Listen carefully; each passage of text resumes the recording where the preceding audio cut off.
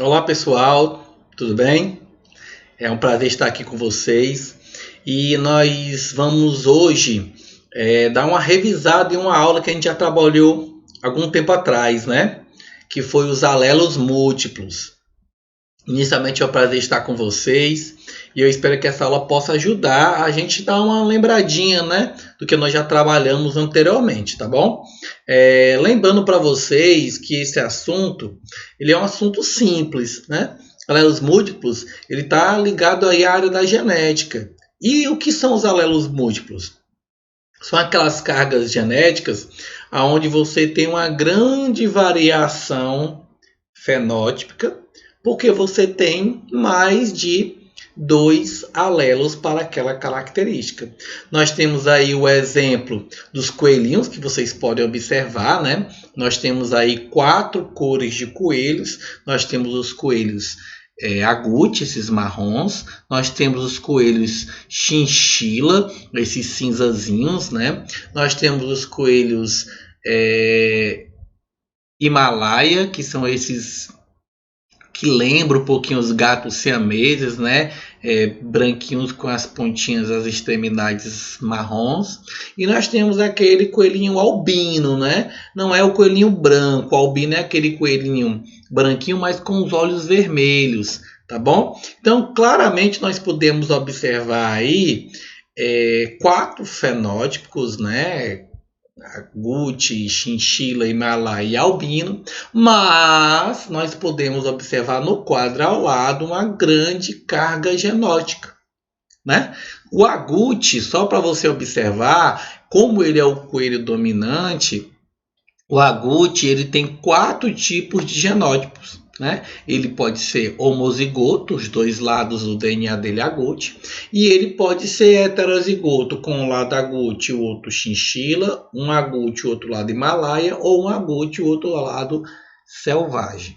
Quando eu esqueço um pouquinho o agute de lado e vou ver só o chinchila, ele passa a dominar o himalaia e o albino. Então eu tenho aí 3 genótipos, né? Já está contando, já dá 7. Quando eu esqueço o chinchila e o agute, fico só com o himalaia. Himalaia domina albino. Então eu tenho tanto aquele himalaia homozigoto, e tenho ele heterozigoto, né, misturado com o albino. Então nós já temos 9 genótipos. E quando eu vejo o albino, ele é o recessivo, ele é o azinho do processo. Tá? Isso faz com que a gente veja que por mais que eu tenha 4 tipos de fenótipo que eu possa observar, eu tenho vários tipos de genótipo. E várias características da gente funcionam dessa maneira, tá bom? Indo um pouquinho para o ser humano, nós temos o grupo ABO, que é muito semelhante a esse processo. Tá? Então, inicialmente, você pode observar, né, aí na lateralzinha, lá no canto, uma hemácia do tipo A, onde ele tem uma espícula de contato com um formato específico. Eu tenho o grupo B, né, onde ele tem uma espícula diferente da espícula A, tá? Eu tenho o sistema AB, aonde eu tenho aí uma codominância. Lembra que a gente trabalhou codominância? As duas características aparecendo ao mesmo tempo. Né? Eu tenho aí um codominante, aonde a hemácia tem as duas espículas. E eu tenho o sangue O, aonde eu não tenho nenhuma espícula. Careca. Isso ajuda no processo de aglutinação das hemácias, né? E aí nos arremete àquela velha tabela, onde eu tenho o tipo sanguíneo A com aglutinogênio A, o tipo sanguíneo B com aglutinogênio B, o tipo sanguíneo AB com os 2 aglutinogênios e o tipo sanguíneo O sem aglutinogênio, tá? Eu tendo uma espícula, eu tenho que criar um anticorpo contra aquilo, que é uma aglutina, caso eu seja exposto. Então, pessoas que têm sangue A, aglutinogênio A, ele vai ter a aglutinina anti-B. Mas, Ítalo, por que eu não tenho aglutinina anti-O? Porque o O não tem espícula. E o anticorpo ele vai se conectar na espícula. Tá bom? Quem tem sangue B tem aglutinogênio B e vai ter a aglutinina anti-A, ao contrário da espícula dele. Pessoas que têm o sangue AB, que tem aglutinogênio AB, não vai ter nenhum tipo de anticorpo, porque ele tem as duas antenas. Ele vai se autodestruir. Em contrapartida, quem tem sangue O, ok? Ele vai ter o quê? 2 tipos de aglutinina. Ele não tem nenhuma antena, então ele tem que se proteger contra as duas antenas. Então ele vai ter aglutinina anti-A e anti-B.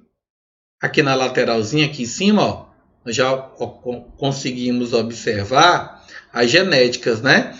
Aonde eu tenho aqui em cima, ó, o indivíduo A, ele pode ser homozigoto, 2 lados A, ou heterozigoto. Quem é B, ele pode ser homozigoto ou heterozigoto juntamente com O, já que o sangue A e B dominam o sangue O. Isso é interessante, né? A e B são codominantes e ambos dominam o sangue O. Então você tem duas relações. Você tem uma dominância completa em relação ao A com o O e o B com o O, e uma codominância em relação a A e B. Como eles são codominantes, nós temos aí o sangue aqui em cima AB, e quem é O é o recessivo. Então você vê aí 4 fenótipos, A, B, AB e O, certo? E você vê 6 genótipos. Interessante, né? Nós temos também o fator RH. O fator RH também é um fator sanguíneo. Nós não temos que nos preocupar com codominância, tá? O sangue positivo domina o sangue negativo. Então, quem tem sangue positivo, ele vai ser ou Rzão, Rzão, ou heterozigoto para Rzão, Rzinho. E quem tem sangue negativo vai ser Rzinho, Rzinho. Quem tem sangue positivo tem espículas e não tem anticorpo, certo? Então, quem é positivo pode receber sangue de positivo e negativo, mas quem é negativo não tem espícula. E aí ele vai ter um anticorpo antipositivo, tá bom? Assim, quem é negativo só recebe sangue negativo, do tipo negativo.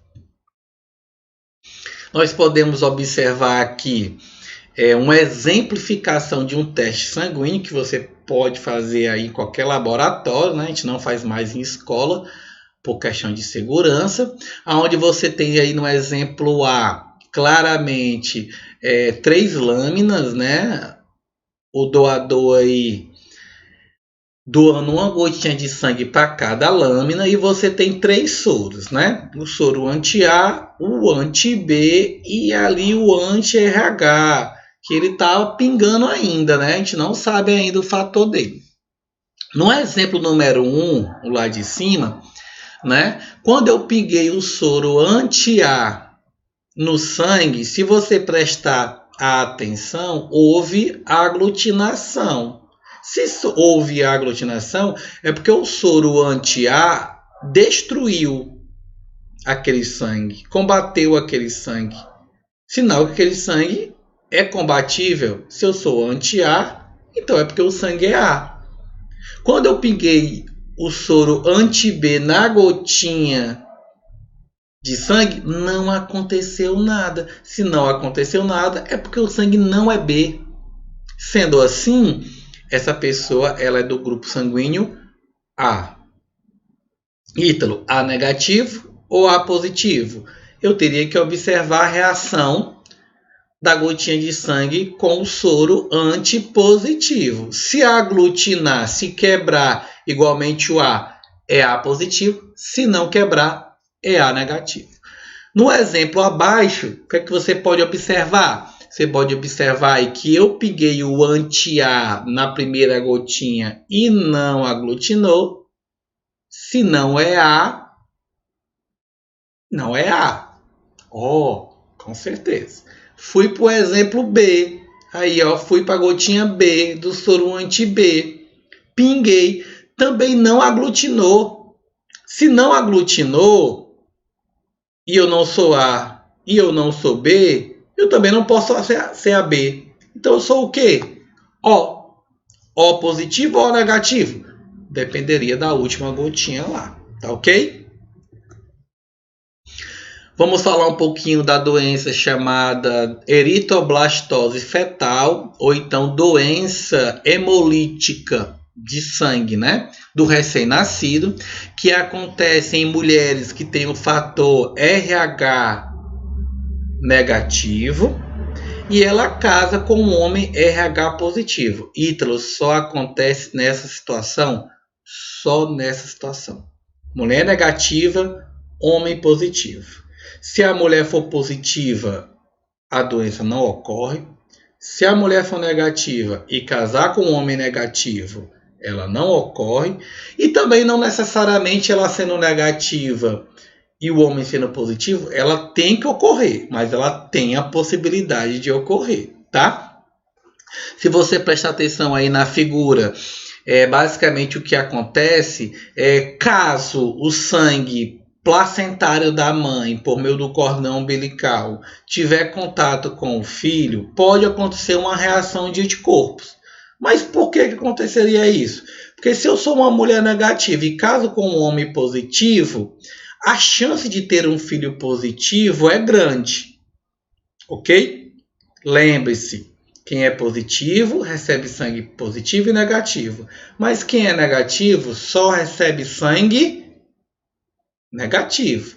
Então, se eu sou negativa e eu recebo sangue do bebê por vamos dizer, um vazamento, uma ruptura placentária, que não deveria ocorrer, eu estou recebendo sangue positivo. Se eu sou bebê, ok?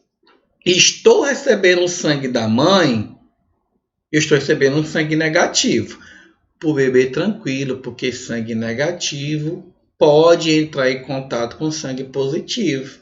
Mas para a mãe não. Quando ela começa a receber, sendo negativa, esse sangue positivo, ela começa a criar anticorpos. Dependendo do período, se foi logo no início da gestação, segundo, terceiro mês, ou se foi lá no sétimo, oitavo, dependendo da época, eu posso ter desde o aborto do bebê, quanto mais cedo, mais chance, como eu posso ter um filho prematuro, como eu posso ter um filho nascendo com doenças hemolíticas, tá? Um sangue mais fraco, mais ralinho, por esse combate do anticorpo, tá? Isso explica porque que muitas mulheres elas engravidam várias vezes e têm aqueles abortos espontâneos em algum momento da vida, tá ok? Hoje nós temos vários tipos de técnicas. Caso a mãe ocorra essa situação, ela vai tomar produtos que vão cortar esses anticorpos e aí facilmente ela vai se livrar do problema, tá ok? Bem, galera, isso aí foi nossa aula de hoje. Foi um prazer estar com vocês, tá? Eu espero que vocês deem uma lida novamente no material, certo? Lá no Google Classroom, tá? Eu vou estar postando, eu já postei uma lista de exercícios para vocês enormes sobre o sistema RH. Resolvam aquela lista, porque na nossa próxima videoaula eu vou estar respondendo algumas questões dessa lista. Tá bom? Se você estiver com dúvida de alguma questão, fale lá comigo pelo Google Classroom, que eu já separo essa questãozinha para ser uma das que a gente vai resolver. Meu pessoal, muito obrigado pela atenção e até a próxima aula.